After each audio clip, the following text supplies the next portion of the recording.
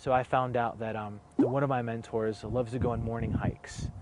And so I just asked him, hey, I know you're really busy, but how about I meet you at the Mount Sanitas trailhead and we'll go hiking tomorrow at, say, 7:30. And he's like, that's funny. That's where and what time I usually go hiking. And I'm like, perfect, I'll meet you there.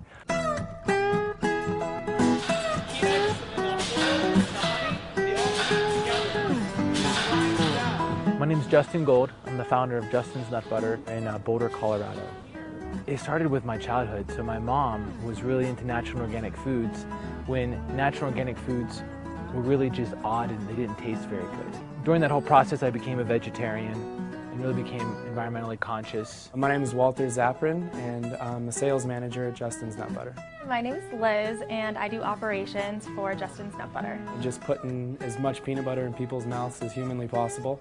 I went to college and I studied environmental law. I go to law school. Law school is extremely boring. You're in libraries all day long researching briefs. I dropped out of my LSAT course and moved around the country until I found Colorado. Justin's really able to push his product through, and it's so unique, and just seeing the look on people's faces when they try it. He's always creative, always thinking of new things, and that's an important mindset to have. He's always thinking, he's always innovating, he's always trying to be one step ahead of everyone else. He's just a small town boy from Pennsylvania, came out to Colorado to ski. And I'm mountain biking, and I'm hiking, and I'm skiing, and I'm backpacking, and I'm having the time of my life, and I'm still a vegetarian. And I'm eating so much peanut butter for protein, like right out of the jar, that I became really frustrated with the lack of great tasting peanut butter. We bring it through a heat exchanger. At the time, there's only two types of peanut butter. There was smooth and there was crunchy, and that was it. I found out that peanut butter is really simple to make. You take peanuts, you put them in a food processor, and you turn it on. So I'm making my own products, and I would add blueberries and coconut and cinnamon, and I would make these cute little labels and put it in our cupboard, and my roommate started eating them all. It was such a hit with my roommates that I ended up taking it to the farmer's market. The farmer's market started to take off, and I went to one Whole Foods store and made friends with the buyer there and learned exactly what I needed in order to be even able to sell to Whole Foods. I had to figure out, how do you get a UPC? Where do you find glass? Where do I find the FDA food labeling law guidelines? Where does the net weight go? And how do I get USDA organic certified? And how do you figure out what your nutritional information is? Really simple things now looking back, but when I first started, they seemed like insurmountable obstacles. And so once I figured out how to do all of that, I presented it to the Whole Foods buyer and he loved it. And I started from one store and I delivered it myself to 3 stores, and that moved into like 30 stores. And then it started to really kind of take off. We moved here thinking this would be a good size for a while, and we are completely growing out of it already.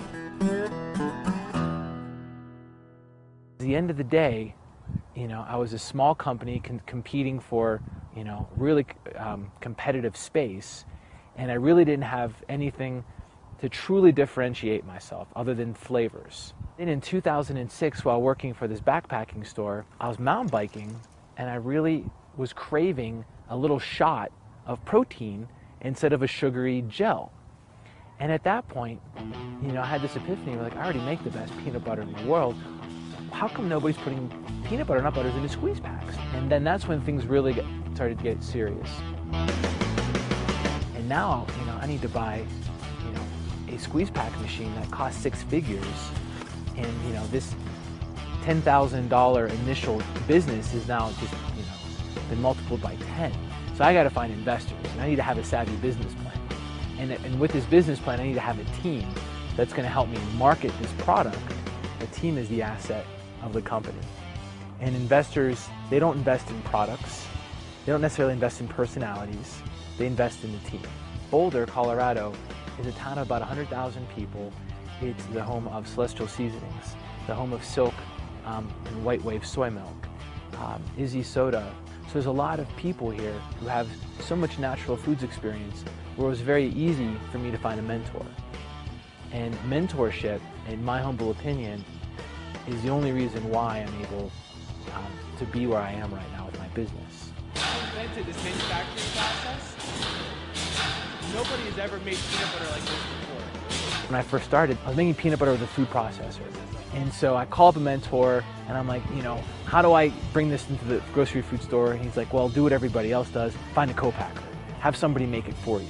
There aren't that many manufacturers out there. It's really a small industry. And so I called up a few and I'm like, I've got these great ideas. I take peanut butter and I add honey to it and then I add maple syrup to it. And they're like, oh, no, we can't make that. We can't do that.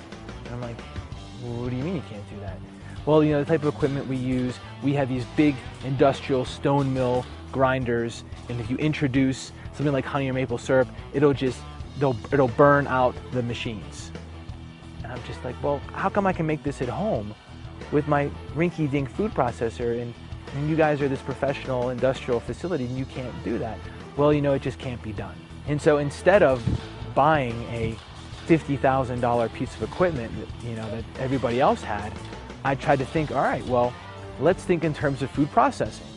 And so I went out and I found, the oldest food processors that were industrial that I could find that were way cheaper than a peanut butter mill, and got them to work. In our factory, the way you see ingredients kind of coming down, I hand built that whole assembly. It's a bunch of machines that do not belong together, that are all working together because we had funding limitations. And we built this tower where things just kind of like fall into each other, and the end result is the perfect peanut butter. And it all has to do with being resourceful. And so at that point, I found the equipment, I wrote a business plan, and raised the money from local investors. When we launched the peanut butter and almond butter squeeze pack, our company just kind of exploded overnight.